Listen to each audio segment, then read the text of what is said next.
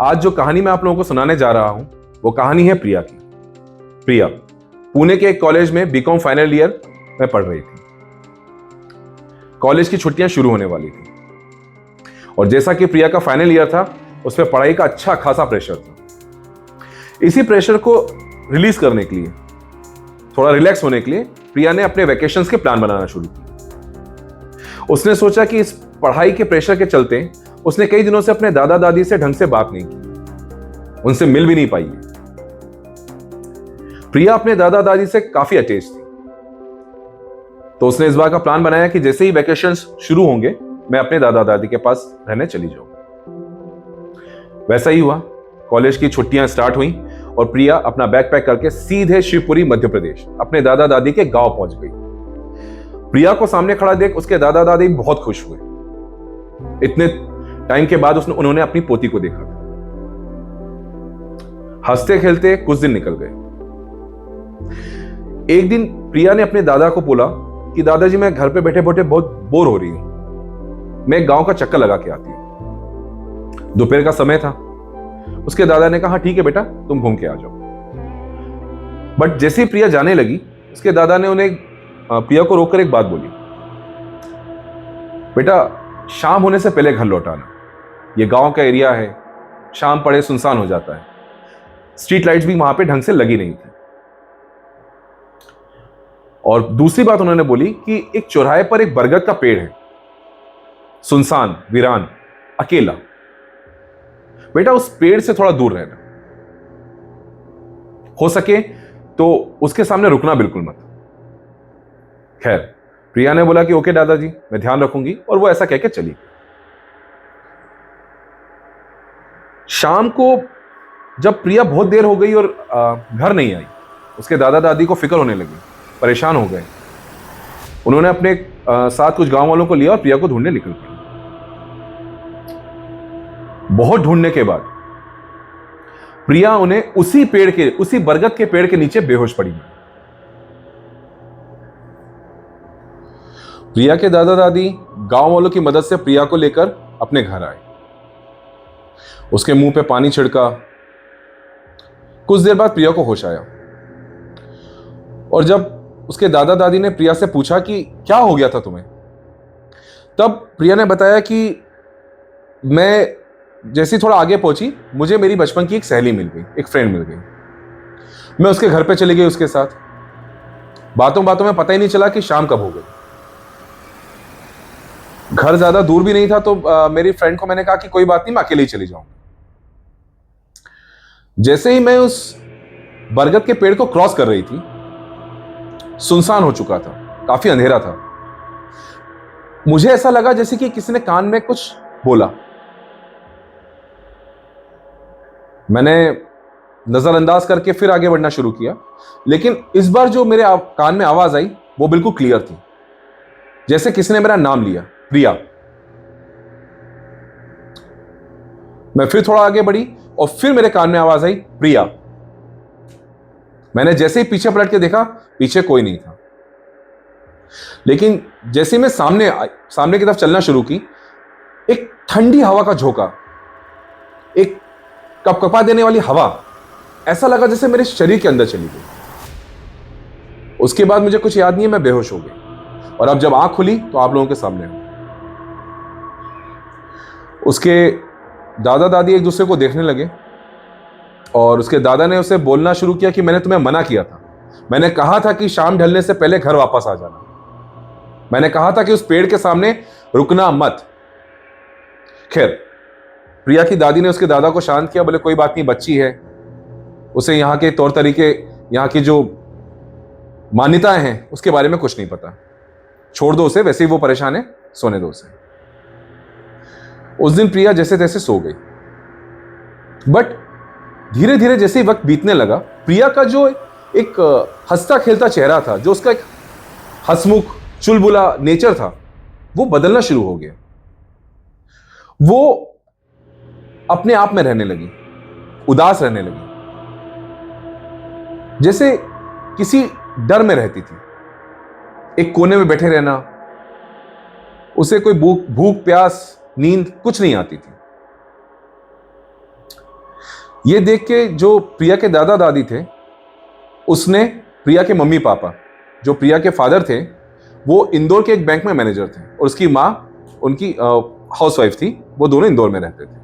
उन्हें भी फोन करके शिवपुरी बुला लिया कि तुम इधर आओ, प्रिया को कुछ हो गया है। प्रिया के मम्मी पापा भी जब शिवपुरी आए और उन्होंने प्रिया की हालत देखी तो उन्हें लगा कि ठीक है, शायद मे बी वो जो एक घटना घटी थी कि प्रिया बेहोश हो गई थी, उसके कारण ही थोड़ा सा स्ट्रेस में है और कुछ नहीं, थोड़े दिन यहाँ रहेगी, शांत हो जाएगी, ठीक हो जाएगी। और फिर धीरे धीरे प्रिया कुछ अजीब सा बिहेव करने लगी, जैसे कि पता नहीं किससे बात करती थी,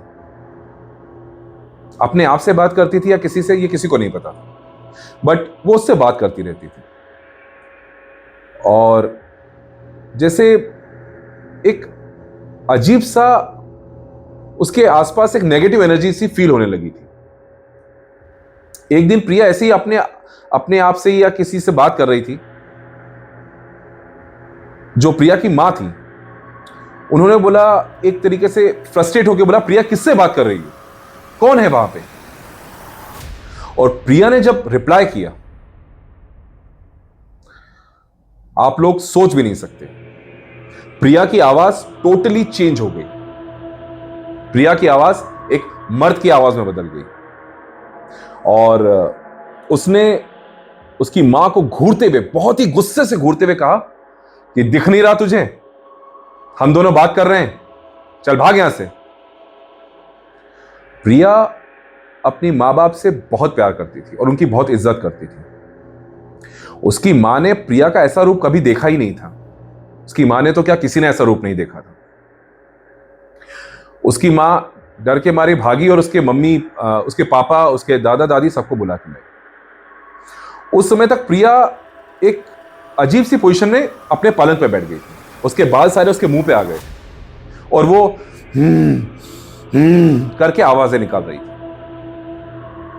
लाइट ऑलमोस्ट कमरे की बहुत डीम थी, और जैसे ही उसके जो रिलेटिव थे, जो उसके दादा दादी थे, उसके मम्मी पापा सब उसके रूम में आए तो वो हंसने लगी, एक अजीब सी भयानक हंसी हंसने लगी, और हंसते हंसते बोलने लगी कि पता चल गया तुम्हें, पता चल गया, चलो अच्छा है, कब तक छुपाता। ये सुन के जो प्रिया के दादा दादी थे, जो उसके मम्मी पापा थे, उनकी हालत खराब हो गई। अब वो प्रिया रह नहीं गई थी, कोई और ही बन गई थी। खैर, ये बात धीरे धीरे गांव में फैलना शुरू हुई, और गांव वालों ने, जो प्रिया के मम्मी पापा थे, उन्हें बोलना शुरू किया कि आप इसे किसी तांत्रिक को दिखाओ, किसी पंडित जी को दिखाओ, इसके ऊपर कोई हवा है। पर प्रिया के फादर, स्पेशली प्रिया के जो फादर थे, उन्हें ये सब भूत प्रेत या ऐसी पैरानॉर्मल एंटिटीज पे भरोसा नहीं था। बैंक में मैनेजर थे, उन्होंने कहा कि ये क्या बकवास कर रहे हो, कुछ प्रिया को शायद कोई दिमागी बीमारी है, मैं इसे इंदौर ले जाऊंगा और वहां किसी अच्छे डॉक्टर को दिखाऊंगा। बट प्रिया की जो मदर थी और जो प्रिया के दादा दादी थे, वो कन्विंस थे। प्रिया के दादा ने प्रिया के फादर को एक बात बताई। उन्होंने कहा कि जब प्रिया इस गांव में आई थी, मैंने तभी प्रिया को कहा था कि यहां पर एक बरगद का पेड़ है और उस बरगद के पेड़ से दूर रहना, हो सके तो उस बरगद के पेड़ के सामने कभी रुकना मत। हम गांव वालों का मानना है कि इस बरगद के पेड़ पे एक प्रेत आत्मा का साया है। कहा जाता है कि बहुत समय पहले एक किसान था शायद, उसने इस बरगद के पेड़ पे लटक के अपनी जान दे दी थी, सुसाइड कर लिया था। तब से उसकी आत्मा उस बरगद के पेड़ पे रहती है। शाम ढलने के बाद कोई भी गांव वाला उस बरगद के पेड़ के आसपास से निकलना सोचता भी नहीं है, नहीं निकलता है। शायद उसी प्रेत आत्मा ने प्रिया को जकड़ लिया। प्रिया के दादा ने यह भी बताया कि जिस दिन प्रिया दोपहर को घूमने निकली थी, तब प्रिया ने अपने बाल खुले रखे थे और उसने बहुत ज्यादा परफ्यूम लगाया था। अगर आप लोगों को पता हो तो ये जो खुले बाल और लड़कियों का परफ्यूम लगाना, ये नेगेटिव एनर्जीज, ऐसा कहा जाता है, ऐसा माना जाता है कि ये नेगेटिव एनर्जीज को अपनी तरफ अटैक करता है। ये जो एंटिटीज होती हैं, ये जो प्रेतात्माएं होती हैं, ये जो भूत पिशाच होते हैं, उन्हें जो स्ट्रॉन्ग स्मेल होती है, स्ट्रॉन्ग फ्रेग्रेंस होती है और खुले बाल, ये अट्रैक्ट करते हैं, ऐसी मान्यता है। तो मुझे लग रहा है कि उस किसान की जो आत्मा थी उसने प्रिया पे कब्जा कर लिया है। खैर, प्रिया के फादर इन बातों को मानना नहीं चाहते, तो उन्होंने कहा ये सब बकवास है। और नेक्स्ट डे ही प्रिया के फादर प्रिया को लेके इंदौर चले गए। इंदौर में उन्होंने कई डॉक्टर से को दिखाया प्रिया को कि इससे क्या हो गया है। कई डॉक्टर ने कई तरह के टेस्ट किए, कई तरह के मेडिसिन दी, जिससे प्रिया की हालत में सुधार होना तो दूर की बात है, उसकी और हालत बिगड़ना शुरू हो गई। बट कोई भी डॉक्टर ये ढंग से बता नहीं पा रहा था कि एक्चुअली इसे हुआ क्या है। अच्छी खासी हंसती खेलती लड़की को सडनली ये क्या हो गया है। किसी ने बोला कि इसे कोई बाइपोलर डिसीज हो गई है, किसी ने बोला इसे कोई न्यूमरोलॉजिकल शॉक लगा है। सबकी अपनी अपनी थ्योरी थी, लेकिन एक्चुअली इसे क्या हो रहा है वो कोई ढंग से बताने को तैयार नहीं था। कैसे बता, तो उन्हें खुद को शायद कुछ पता नहीं चल रहा था। खैर, जब प्रिया के दादा दादी ने देखा कि प्रिया की हालत दिन ब दिन बिगड़ती जा रही है, तो उसके दादा ने सख्ती से उसके फादर को बोला कि तुम प्रिया को लेके अभी के अभी मेरे गांव आओ, बस हो गया, जो तुमको करना था तुमने कर लिया, अब प्रिया को मैं ठीक करूंगा। खैर, प्रिया के फादर उसे लेके वापस शिवपुरी लौटते हैं, उसके दादा के घर। उसके दादा ने वहां का एक मंदिर था, जो एक हनुमान जी का मंदिर था, वहां के पंडित जी से बात करके रखी थी। उसके प्रिया के बारे में पंडित जी को सब बताया था, वो पूरा किस्सा बताया था जो प्रिया के साथ हुआ था। और पंडित जी ने कहा कि आप प्रिया को बुलाओ और मैं उसको एक बार देखना चाहता हूं। खैर, जैसे ही प्रिया शिवपुरी पहुंचती है तो उन पंडित जी को बुलाया जाता है। उन्होंने जैसे ही प्रिया को देखा, उन्होंने देखते से ही बोल दिया कि इस पर तो किसी आत्मा का साया है, किसी आत्मा ने इसे प्रोजेस कर लिया है, किसी आत्मा ने इसके शरीर पे कब्जा कर लिया है।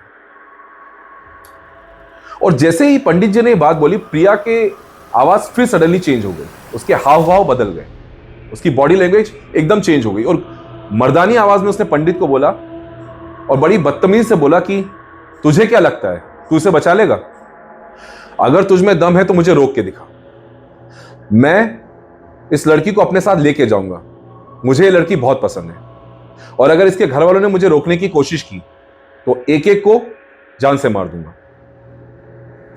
यह कह के वो जो एंटिटी थी जो प्रिया के अंदर थी वो हंसने लगी। पंडित जी ने कुछ मंत्र पढ़े, लेकिन उस मंत्रों का कोई ज्यादा असर उस आत्मा पे होता नजर नहीं आ रहा था। फिर पंडित जी ने, जो उसके दादा दादी थे, जो उसके मदर फादर थे, उन्हें दूसरे कमरे में ले जाके बोला कि अगर आप अपनी बच्ची की जान बचाना चाहते हो तो बस एक ही रास्ता है, इसे बजरंगबली के चरणों में ले जाओ, इसे मेहंदीपुर बालाजी, जो राजस्थान में एक मंदिर है, कहते हैं कि कोई भी भूत, कोई भी प्रेत, कोई भी पिशाच, ऐसी कोई भी शक्ति उस मंदिर के आसपास भी भटक नहीं सकती, इसे वहां ले जाओ, अब बजरंगबली इसकी जान बचाएंगे। यह सुन के जो प्रिया थी उसे ही शायद आवाज आ गई, उसने हंगामा मचा दिया, अपने आप को ही जख्म देना शुरू कर दिए। खैर, जैसे तैसे उसे सब घर वालों ने, गांव वालों ने मिलकर पकड़ा और वो उसी रात मेहंदीपुर बालाजी के लिए निकल गए। प्रिया ने बहुत कोशिश की, छटपटाई कि मुझे मेहंदीपुर बालाजी नहीं जाना है, बहुत कोशिश की कि वो बस रुक जाए, वो वहां ना जाने पाए, लेकिन घर वालों ने जैसे तैसे उसे मेहंदीपुर बालाजी तक ले गए। जैसे ही मेहंदीपुर बालाजी की जो एक बाउंड्री है, जो मंदिर की शुरुआत होती है, प्रिया को जैसे कुछ दौरे पड़ने लगे, अजीब अजीब सी आवाजों में रोने लग गई। ये देख के जो मंदिर के पुजारी थे वो प्रिया के पास आए और उन्होंने कुछ मंत्र बोलना शुरू किया। उनके हाथ में कुछ चिमटे थे, कोई डंडा था, और उससे उसने प्रिया को थोड़ा मारना शुरू किया और घसीटते हुए प्रिया को बजरंगबली के सामने ले गए। वहां पे 3 मंदिर हैं, प्रेतराज सरकार का मंदिर है, एक भैरव जी का मंदिर और एक बजरंगबली का मंदिर। वो तीनों के मंदिर से होते हुए बजरंगबली के दर्शन कराते, तो वो बजरंगबली के सामने उसे ले गए। वो जो भूत था या जो प्रेत था जो प्रिया के अंदर था, वो माफी मांगने लगा मुझे क्षमा कर दो, मुझे माफ कर दो, मैं अभी चले जाऊंगा, मुझसे बहुत बड़ी गलती हो गई। और देखते ही देखते वो जो प्रेत आत्मा थी वो प्रिया के बॉडी को छोड़ के चली गई, या शायद भस्म हो गई। आपने हनुमान चालीसा तो जरूर पढ़ी होगी, भूत पिशाच निकट नहीं आवे, महावीर जब नाम सुनावे। जय बजरंगबली। ये जो किस्सा है वो प्रिया के दिमाग में आज भी ताजा है। आज भी जब ये घटना प्रिया याद करती है तो उसके शरीर में एक सिहरन सी दौड़ जाती है, और उसके साथ साथ उसके परिवार वालों के भी। तो thank you for watching me on this channel, और प्लीज मुझे कमेंट में बताइएगा आपको स्टोरी कैसी लगी। प्लीज लाइक करें, शेयर करें, सब्सक्राइब करें। Thank you.